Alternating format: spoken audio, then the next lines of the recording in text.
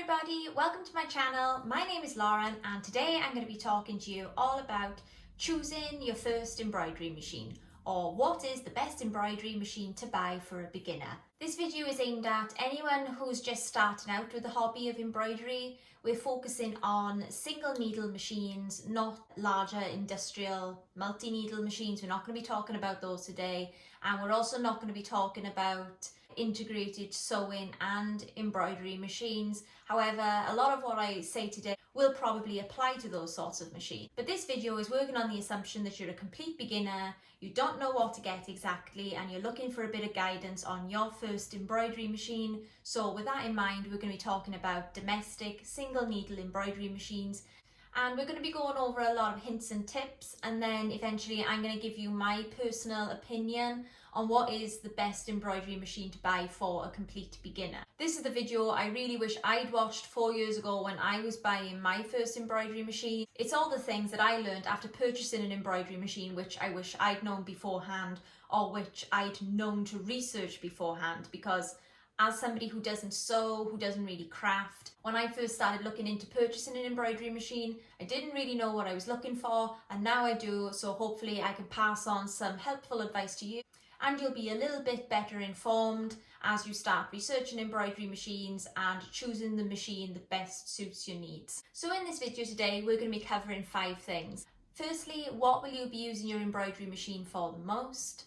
Then we're going to talk about how big these projects are going to be, so that we can start actually looking at embroidery machine and talking about the technical specifications of embroidery machines and what features they have, how these features vary between models. Then we're going to look at budgeting and how you can save some money purchasing your first machine. And finally, we're going to talk about what else do you need, because it isn't just purchasing an embroidery machine, there's a lot of other stuff that goes with it that you will need in order to embroider. So before diving in head first and starting to look at embroidery machines, you need to ask yourself, what will you be using your embroidery machine for the most? Are you going to be making embroidery patches? Do you want to embroider huge designs on the backs of denim jackets? Do you want to put monograms onto t-shirts? Do you want to personalize your clothes? Then once you have a rough idea in mind of what it is you want to be making, we're going to move quite quickly on to point number 2, which is how big are these projects going to be? Now, this part is important. You might not have considered it. I certainly know I didn't consider the size of my projects when I bought my machine. You'll find that not all embroidery machines are created equal, and some of them might be restricted in their capabilities. So you might have it in your head that you want to make this grand design, but then you discover that your embroidery machine isn't capable of doing so. Really plan out in your head beforehand, how big are these designs going to be? And then if you can, get out the measuring tape or a ruler and see exactly the dimensions of these designs. If you've listened to that and now you're thinking, well, I have no clue how big my projects are going to be. How do I know, or how will I find out? Well, here's a helpful tip. I'm going to direct you to 2 online resources. I just want to point out that this video isn't sponsored in any way. These are just 2 online tools which I refer to regularly and I find them very helpful. And I'll put the links in the descriptions below. The first website is Urban Threads and the second website is Embroidery Library. These websites sell pre-made embroidery designs that you can purchase and put onto your embroidery machine, and then you stitch them out. At this point, obviously, you don't have an embroidery machine yet, but these 2 websites are still very useful because you can type into those websites the sort of things you're interested in making, and literally hundreds of designs will come up. You will definitely find something that is relevant to your interests, and then when you find that design, you can click on it and you will see alongside the design are the dimensions of the design. So you can find out how big that project will be when it's complete. And this is really important and brings us quite swiftly onto point number 3. As I said, not all embroidery machines are created equal. One of the things that really let me down when I purchased my first embroidery machine is that I went for the cheapest embroidery machine I could find, which also happened to be the smallest embroidery machine. When you start looking at embroidery machines to purchase, the first thing you want to look at is how big is that embroidery machine's sewing field. The sewing field might also be referred to as the hoop size, and by hoop size I am referring to this.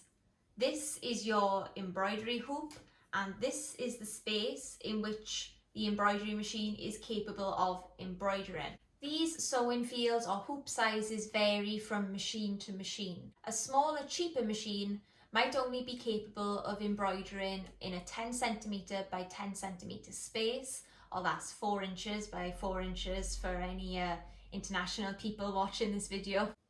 You can buy embroidery machines with larger hoop sizes for larger projects, but obviously the larger the hoop, you tend to find the more expensive the machine. But be mindful, you don't want to buy a machine because it's cheaper and find out the hoop size is too small and you can't embroider any of the projects that you want to make. The next thing you want to check out is, does the embroidery machine you're looking at have automatic thread cutting? Some people might consider this a bit of a luxury, but it is the ultimate time saver. Automatic thread cutting is this.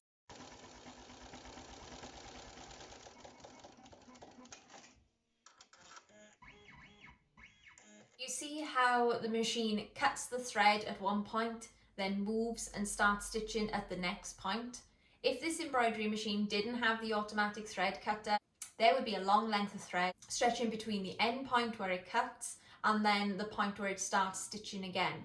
And then you'll have to go back and manually cut out that long jump stitch by hand, which not only is time consuming, you'll also run the risk of damaging your project if you slip up with the scissors. So I would really recommend checking to see whether your first embroidery machine has an automatic thread cutter or not, because it is worth a lot. The next thing is the speed of the embroidery machine. How fast can it finish a project? The speed of an embroidery machine is measured in stitches per minute.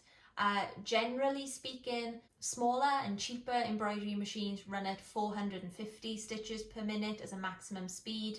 The maximum stitch speed of a mid-range embroidery machine is about 700 stitches per minute.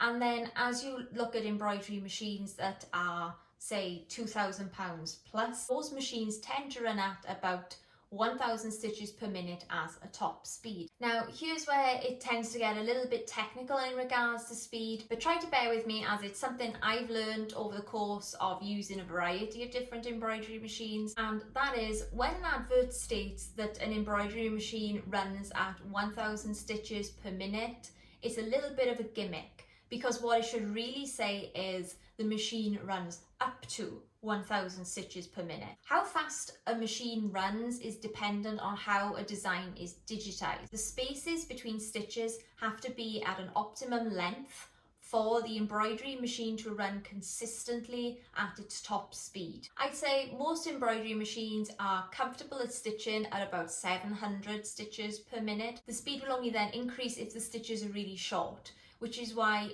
in my opinion, you will notice a bigger difference in how long an embroidery machine takes to complete a project between an embroidery machine that only runs at 450 stitches per minute and a machine that runs at 700 stitches per minute. There's a big difference between those two speeds and how fast they will complete a project compared with a mid-range embroidery machine that runs at 700 stitches per minute as a top speed, and the higher value embroidery machines that run up to 1,000 stitches per minute.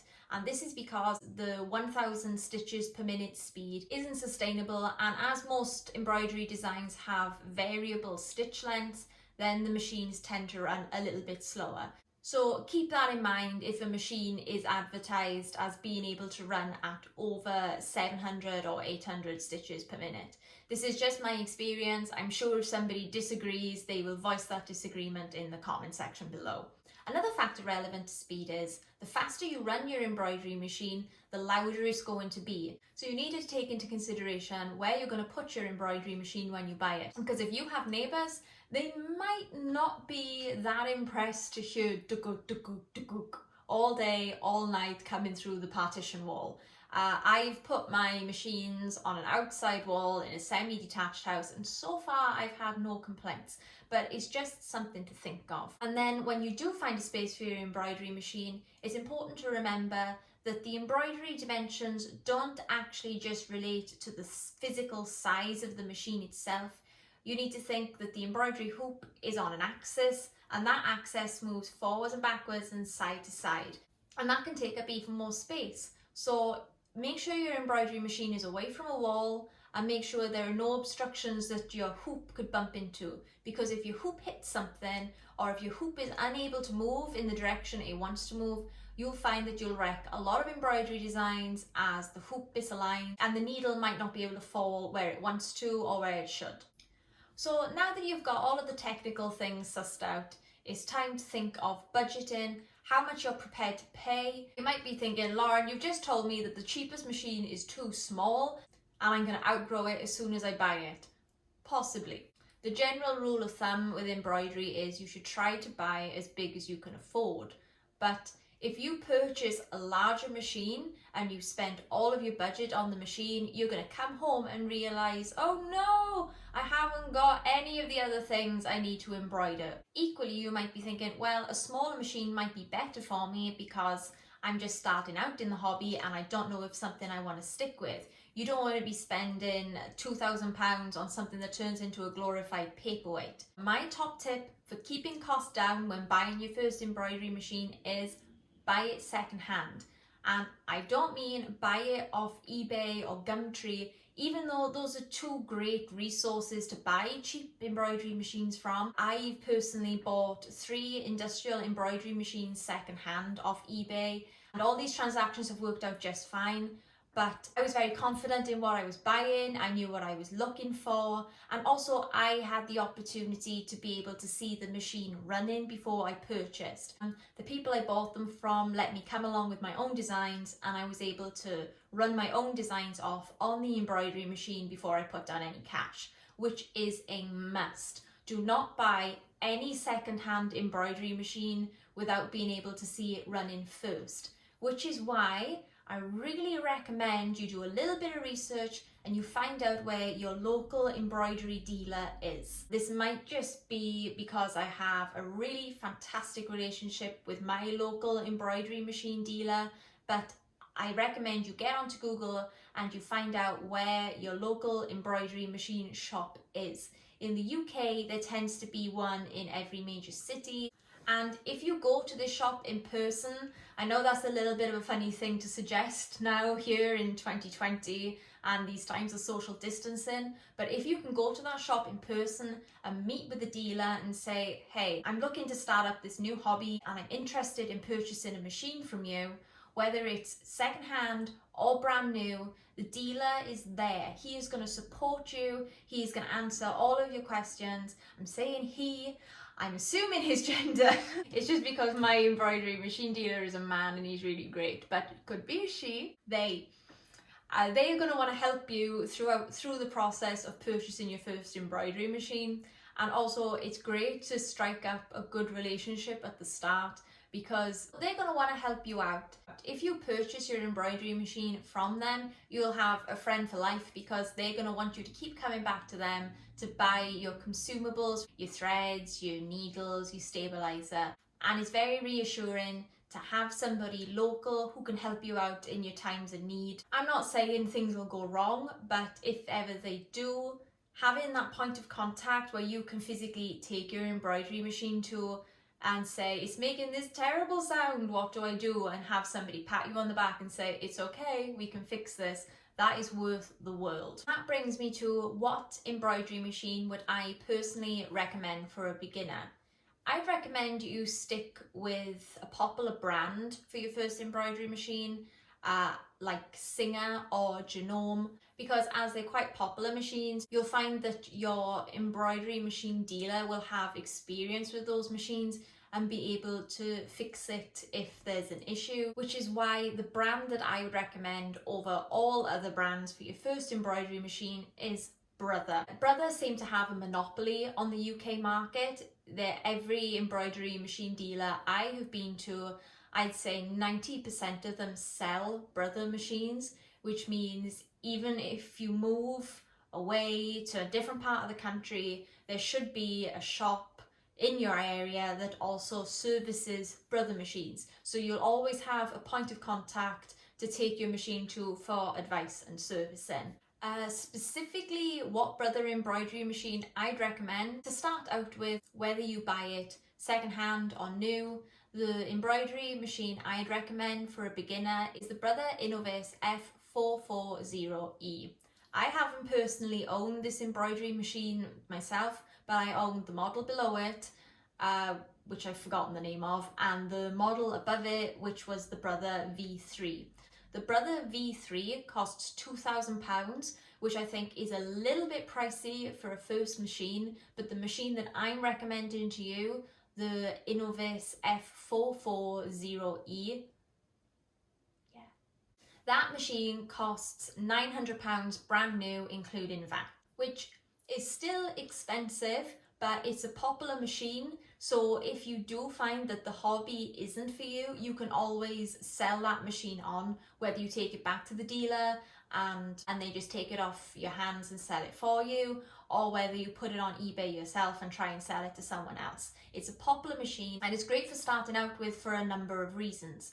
The machine only weighs 10 kilograms, so it's quite portable. Like even I could pick that up just about. So it's a light machine. You can take it home with you yourself from the shop. You can set it up yourself. It's no great big drama to get it in and out of the house. The machine has a 13 centimeter by 8 centimeter sewing field, which generally speaking, most of the designs you can buy online will have some version that fits within those sizes because it's a very popular hoop size. And you'll also find you're not as restricted starting out as you would be if you purchased a smaller embroidery machine with a 10 by 10 embroidery or sewing field. The top stitching speed is 650 stitches per minute, so it's by no means the slowest machine, which is decent. I mean, it's not the fastest speed out there, but as we mentioned before, even the bigger machines rarely hit those top stitching speeds unless the design has been specifically set up to stitch at the fastest setting. So 650 stitches per minute is pretty good. It also has a USB port, so you can take your embroidery designs directly from the computer and just plug them into the side of your embroidery machine and off you go. And last of all, it has that all-important thread cutter. And we really like the thread cutter. It's a good thing to have. That machine is my personal recommendation. That's not to say that any other brand you buy won't be just as good. I just personally feel that with Brother machines, you have that little bit of extra reassurance when you purchase them because there are so many people in the UK selling Brother machines. So by now, if your head is bursting with ideas, you know what you want to make and you know how you're going to make it, and hopefully I haven't overwhelmed you too much with all of my ramblings, the next thing we're going to talk about is what consumables you actually need in order to make your designs. So what else do you need aside from the embroidery machine? We're going to start with talking about threads. It doesn't really matter what thread you buy if you're just starting out. If you purchase some cheap unbranded thread off eBay, that'll probably work out just fine, but be prepared to have more thread breaks and thread tears with unbranded thread than you would when buying a popular brand like, say, Madeira or Isacord. I personally use Madeira's classic cottons. They come in a very wide range of colours and they're all lovely, vibrant shades, and they really make your embroidery designs stand out. The next thing you'll need is material to embroider the designs onto. Scrap material is fine. If you have old t-shirts or old bed sheets, you can embroider onto those. I personally like to embroider onto felt because I find I have really good results with felt. I like to embroider any test designs onto felt first before putting them onto the final garment or wherever they're going to end up. This is because felt is really easy to stabilize and it doesn't shift around as much as, say, a stretchy lycra or similar. If you are stitching onto fabrics that shift around a lot, then you need stabilizer. You should stabilize every material anyway. There are so many stabilizers to choose from, and I'm going to make a separate video talking about stabilizers and what each type does. However, just to get you going, I recommend you purchase a medium weight cutaway stabilizer, as that tends to be a very safe option. Then you're going to need bobbin thread. The embroidery machine, especially if you're buying it brand new, usually comes with a reel of bobbin thread. Bobbin thread is the white thread you see on the underside of embroidery designs. Then you're going to need embroidery needles. You tend to find that needles usually come with the embroidery machine as well. So when you run out, you can just look at the pack of needles you already have and buy the same again if they're working well for you. You can swap brands, but it's just helpful to see what you're already using to compare it to what else is out there. So you make sure that even if you get a different brand, you still get in the same type of needle that works with your embroidery machine. And then lastly is either creating your own embroidery designs or purchasing pre-made embroidery designs off Etsy or, like I said earlier, Urban Threads or Embroidery Library. There are absolutely loads of online resources out there, and I really recommend you joining a few Facebook groups so you can see what other people are making, and then you can always ask them, where did you buy that design? And more often than not, they'll share the resource. Then you can head to that website and you can purchase that embroidery design from yourself online to create for yourself. If you want to make your own pictures into embroidery patterns, then you're either going to have to invest in some digitizing software. Digitizing software is another expense. It can be anything from £300 to £4,000. However, you don't need to shell out on digitizing software immediately if you don't want to. If you want to get your own designs turned into stitchable files, there are people who digitize for a living, so you can just take your picture or take your logo, send it off to a digitizer. They'll then give you a quote, and then you can decide whether or not you want to use their service, and they will turn your image into an embroidery pattern for you to use on your embroidery machine. And yeah, I think that about covers it. I hope I haven't scared you off or overwhelmed you too much. If you have any questions or comments, please leave them below and I'll respond to you if I can. I really hope you found this video helpful, and hopefully I'll see you next time. Thank you, goodbye!